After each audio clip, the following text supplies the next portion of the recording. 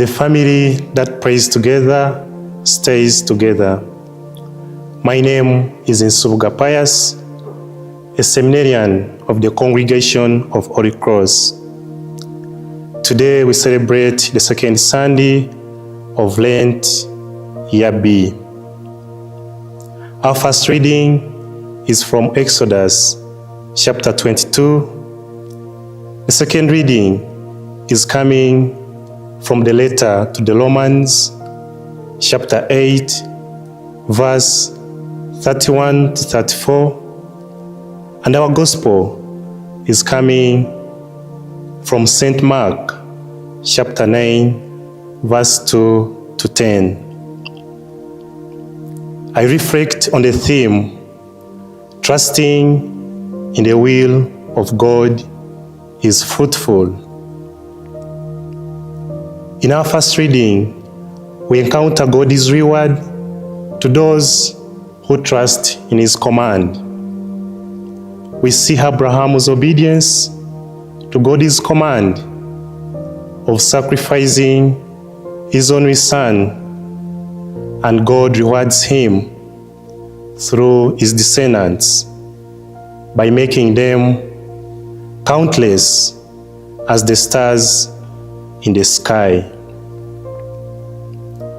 We are called to reflect about our life and see what can we offer to the Lord in this Lenten period.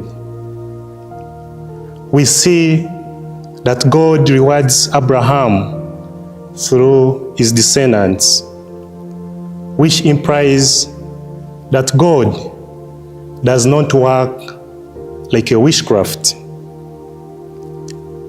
like juju, or like marijuana. His timing is always the best, and it takes time to answer our prayers. St. Paul in the second reading affirms the reward God made to Abraham. And St. Paul tells us, if God is for us, who can be against us? We are called, my dear brothers and sisters, to put our trust in God. If we do this, we are on the right path to God's kingdom. A question to reflect about: to whom do you and I put our trust in? In the gospel, the apostles encounter the voice of God. This is my beloved Son, listen to him.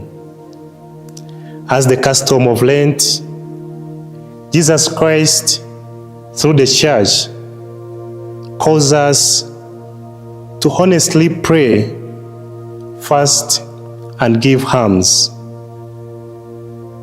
In the book, The Go Between God by John Tyler, it tells us to put prayer first. By doing this, prayer becomes the commonplace for the spread of the gospel and the coming of God's kingdom. During this Lenten period, my dear brothers and sisters, let us reflect and listen to God with a third ear. And this means to take an extra step in listening to God's will. This can be in reading of scriptures, praying the rosary, visiting the sick, and many other charitable works. With confidence that whenever we listen to God and follow Jesus Christ, we are assured of His blessings and graces in our spiritual, physical, economical, social, and many aspects of our life. So I continue to call upon you, my dear brothers and sisters, to always to listen to God's call and always to follow Him with assurance of His reward in our lives, so that we may be glorified at the end of our life. The family that prays together stays together.